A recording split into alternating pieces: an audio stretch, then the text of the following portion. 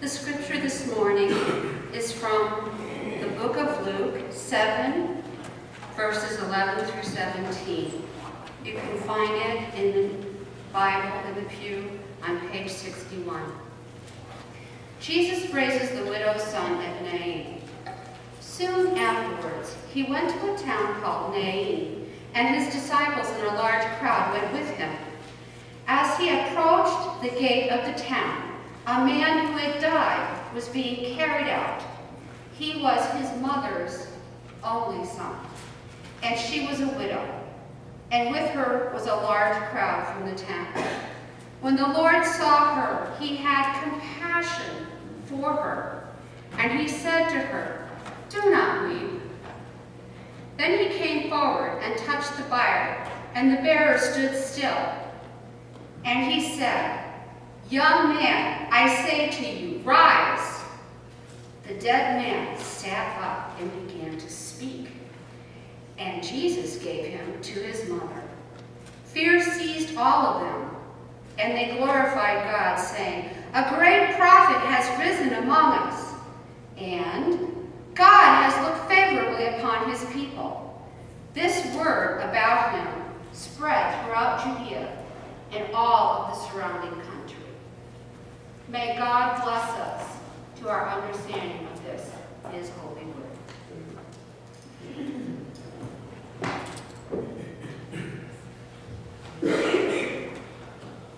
Well, this story from Luke is one of several instances where Jesus is said by the gospel writers to have had compassion for someone, or in some cases, someones. In this case, he has compassion for a mother who has lost a son, a mother who is, in addition, widowed, and therefore has no one to care for her. Jesus also had compassion on many with physical disabilities and illnesses who he healed, and on the crowd before he fed 5,000 from a few loaves and fishes. And in one of Jesus' best-known parables, the Father has compassion for his prodigal son. Well, as you know, as I mentioned earlier, John Fox and Reverend Joan Brown Campbell have been leading a workshop this weekend about bringing compassion to life, which ended with a celebration of compassion last night. So compassion is in the air this weekend, and we decided not to preach to you about compassion this morning and why perhaps you should have compassion, but primarily just share ideas about compassion in story and poetry, just as Jesus and the gospel writers did. So we are going to begin this morning with some poetic and perhaps prophetic words, poetry, and that John Fox has found to share with us. John? This first poem is called Sorrow Song. It's written by Lucille Clifton. And I would say that it's most appropriate for the Children's Sabbath. And it is a fierce poem. Sorrow Song. For the eyes of the children, the last to melt, the last to vaporize. For the lingering eyes of the children staring, the eyes of the children of Buchenwald, of Vietnam and Johannesburg. For the eyes of the children of Nagasaki, for the eyes of the children of Middle Passage.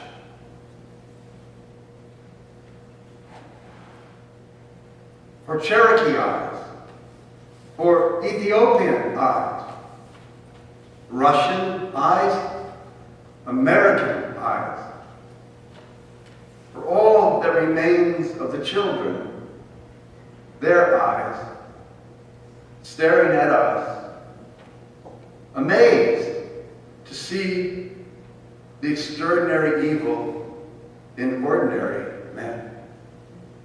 Lucille Clifton.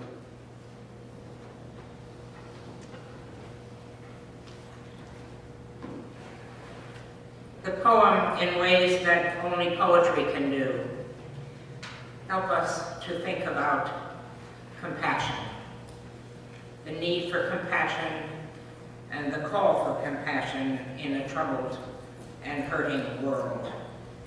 I never stop, John, to be amazed at how much more poetry really says to us than just the thoughtful words. It reaches us at a deeper level. And it is really in that spirit that I tell you a story about compassion. Instead of telling you what compassion is, let me tell you a story, a true story, about a city in the United States, a city called St. Augustine. How many of you have heard of St. Augustine? Almost everybody. Did you know it is the oldest city in the United States? 450 years old. But it is a troubled city. It is a city like many of our cities, this one included. It is a city whose history is striped with pain and with suffering and is crying out for compassion. St. Augustine is a city that has declared itself to be a compassionate city. But they have done that, built on the history of that city and of their own understanding and their own prayerful ask for forgiveness for what that city has been, what it is, and what it can become. In the days in which Martin Luther King was marching and was bringing this country to understand the meaning of racial justice, St. Augustine was high on the list of cities that needed his message. And so one day, he decided, they had had several demonstrations there. St. Augustine was a very divided city, as many southern cities are. And so he decided that he would send Andrew Young to spend a month in St. Augustine. That what was needed was a witness of longer than just a day, more than just a march, but a love affair with the people of St. Augustine. Andy Young was one of the main people in Martin Luther King's group of followers. But usually, as he always said it, his job was to keep Jesse Jackson from getting out of hand. And he thought of himself as sort of the stable person, the person that kind of kept the movement going. So when Martin said to him, "We're sending you to St. Augustine," he said, "But Martin, this is not usually what I do." He said, "But Andrew, this is a city that has within it the possibilities of change. But it also is a city burdened with a deep and profound history of racial injustice." So Andrew went, and there was a day of a major demonstration. The city was deeply divided, black and white. In those days, there was little cooperation between the two parts of the city. As he was marching down the streets of St. Augustine, going past its honored and ancient history, out of the side came a group of white young people,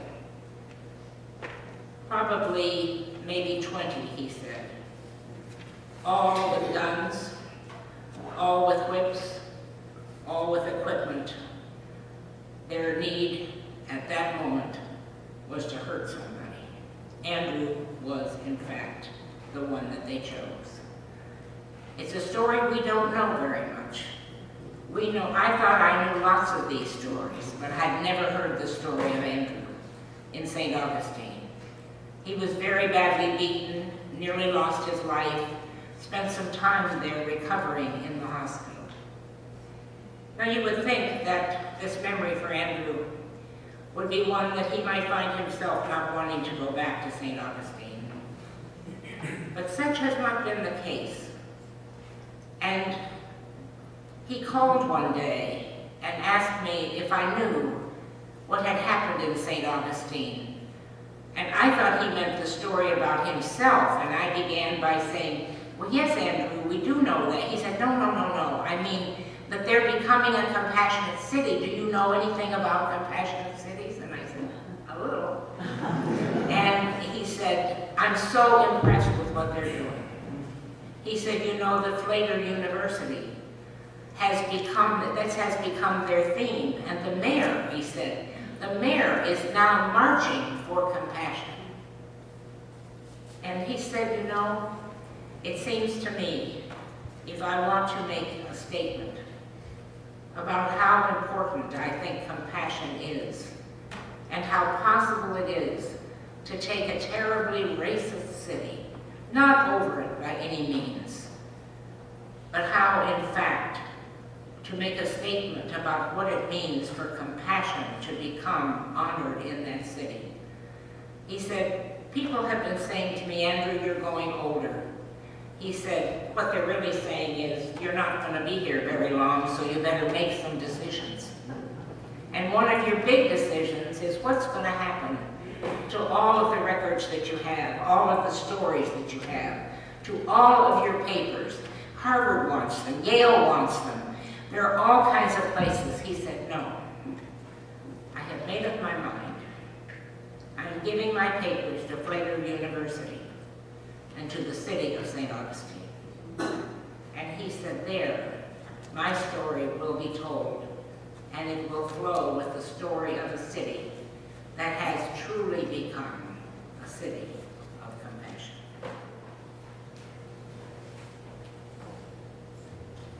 I'm going to read a poem called Frederick Douglass by Robert Hayden. And I'm happy to read this poem.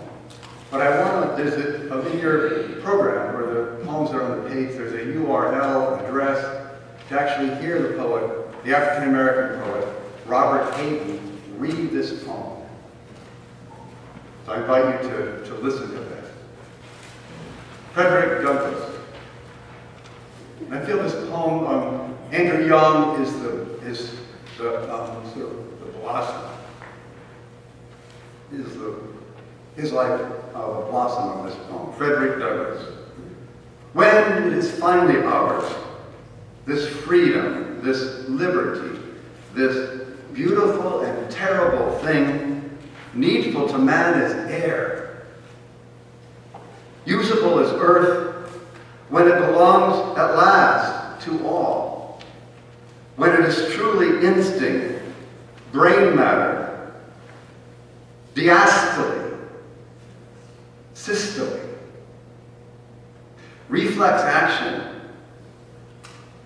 when it is finally one, when it is more than the gaudy mumbo-jumbo of politicians, this man, this Douglass, this former slave, this Negro beaten to his knees, exiled, visioning a world where none is lonely, none hunted, alien. This man, superb in love and logic, this man shall be remembered. Oh, not with statues' rhetoric, not with legends and poems and wreaths of bronze alone, but with a life grown out of his life. The life fleshing his dream of the beautiful, needful thing.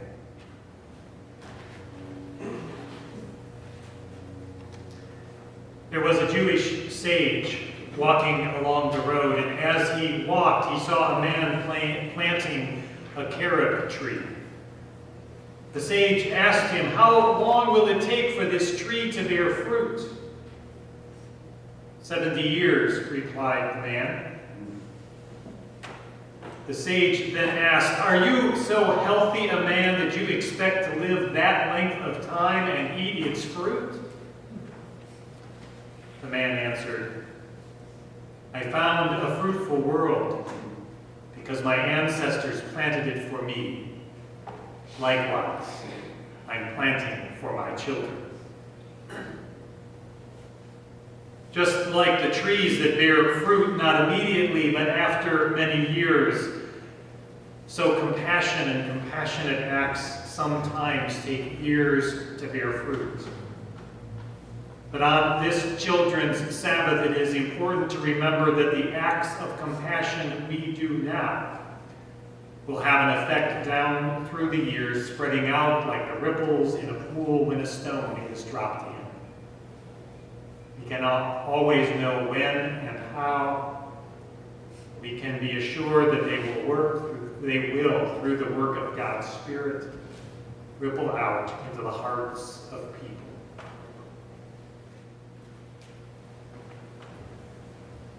That compassion can be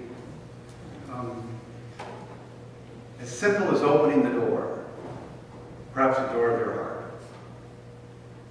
This is a poem called Red Brocade by the Palestinian-American poet Naomi Shihab Nye. The Arabs used to say, when a stranger appears at your door, feed him for 3 days before asking who he is, where he's come from, where he's headed. That way, he'll have strength enough to answer. Or by then you'll be such good friends, you don't care. Let's go back to that.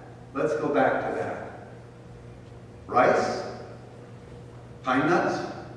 Here, take the red brocade pillow. My child will serve water to your horse.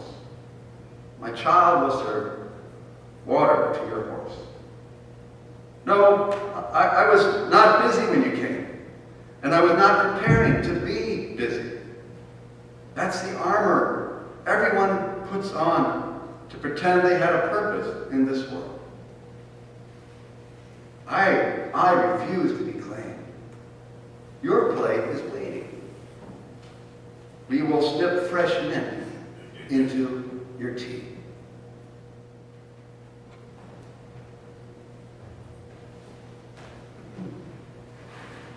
And so we find ourselves in the Middle East. The Middle East, a part of the world, beautiful, powerful, important in our own history, important in our history of faith. The Middle East, that place in which, if you stop for a meal, as the poem said, you are then to be a member of that family forever. One can hardly imagine that in our society, that if you invite someone in for a meal, they then have a right to be part of your family. Be careful in the Middle East. If you say to someone, "I quite like that necklace you have on," you must be very careful because the person will probably take it off and give it to you. There is that sense of generosity. It is, after all, the place where the meal matters. It is the place where communion began, where the sharing of bread and the sharing of water and the sharing of wine, this ritual that is ours on a regular Sunday basis, is deep in the lives of who they are. But of course, that's not what we see on the television, is it? We see a different Middle East. We see a Middle East that has a terrible time finding peace. We see a Middle East where people are set against each other. We see a Middle East where people die senselessly. And we might be left with the dichotomy between the Middle East of history and the Middle East that we see today. But it's not so. I'd like to read a poem by an Israeli Jew and a Palestinian. This poem is poem I'll read now is called The Place Where We Are Right by Yehudi Amichai. From the place where we are right, flowers will never grow in the spring. From the place where we are right, flowers will never grow in the spring. The place where we are right is hard and trampled like a yard. But doubts and loves dig up the world like a mole, a plow. And a whisper will be heard in the place where the ruined house once stood. The doubts and loves dig up the world like a mole, a plow. And a whisper will be heard in the place where the ruined house once stood. Yehudi Amichai. Let me tell you a story, a true story, a story about an Israeli woman. Her name is Robi Gabriel. Some of you may even have heard of her, though probably not, because very often people who do what Robi has done do not become known nearly as well as the stories of all that goes wrong. Robi is the mother of a child that was murdered by the Palestinians. And in her grief and in her praying, she came one day to a conclusion that the only way to survive the death of her child and the death of all the children that had died in the Middle East was for her to go and find a Palestinian family who had a child that had been killed by an Israeli soldier. And she made that her passage, and she found that family. And her family and that family came together. Their motto was a simple one: no more children should die. We must find a way to forgive and to move beyond the historic hatred that has cost the lives of so many children. And so on this day in which we honor children, we honor Robi as well. There are now 500 families, Palestinian families, Israeli families. Each of them have lost a child at the hands of the other. She said to me, "Don't think this is easy. Don't think it's peaceful. Every time we meet, somebody walks out of the room and says they're never coming back. They're going back. They're going back to the old way, that it is war that will finally solve it." And then the next time we meet, they're back with us again. She said, "We've never lost anybody, purposely or forever. Those families have come together, they pray together, and their entire goal is that no more children must die. And whatever it takes, even to find love for the others at whose hands their children have died." And so in her witness, which she doesn't think of as quite grand, she thinks of it as an essential way of giving life and finding peace. And so today, we think today of her and of all those like her and those who have joined her to say that never again should another child die. And close with a poem by a child, as appropriate on.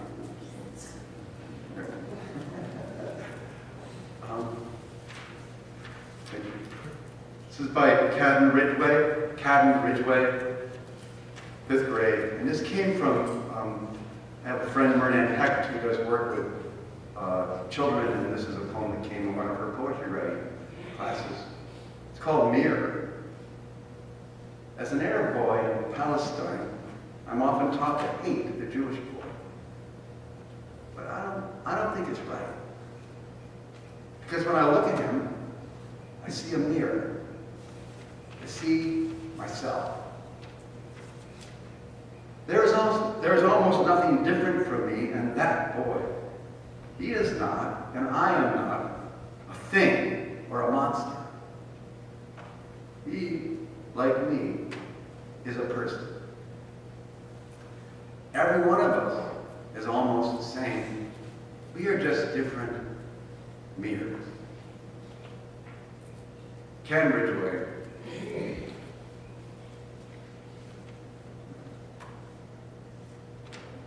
Ken Ridgway, you know.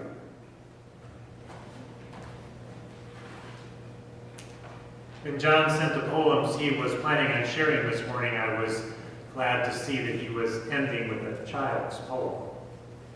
Kind of brings us full circle. At the regional assembly of our church that I attended this weekend, the room where we worshiped was set up with rows of chairs across the center of the room. And on the outside edges were round tables with chairs about them. On those round tables were coloring books and crayons and signs that read, "Family-friendly seating." At Friday night's worship, I came in a little late, so I sat towards the back and on the outside edge of the seating. Just behind me and to my right was a family with 2 young children, a early elementary age girl and a preschool or maybe kindergarten aged boy.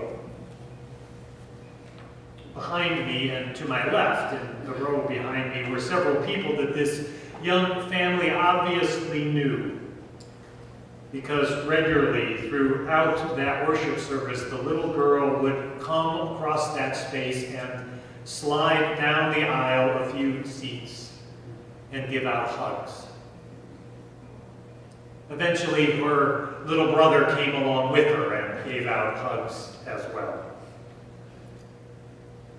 Those hugs, like Kate Ridgway's poems, were a reminder to me that children are really very compassionate by nature. That compassion is at least part of what I think Jesus was referring to when he said, "Truly I tell you, unless you change and become like children, you will never enter the kingdom of heaven." This weekend, focused on compassion and action, and on this day when we celebrate the Children's Sabbath, it is good to remember and to be reminded of the compassion of children, for the need in our world, for each one of us in all the world, for that same compassion.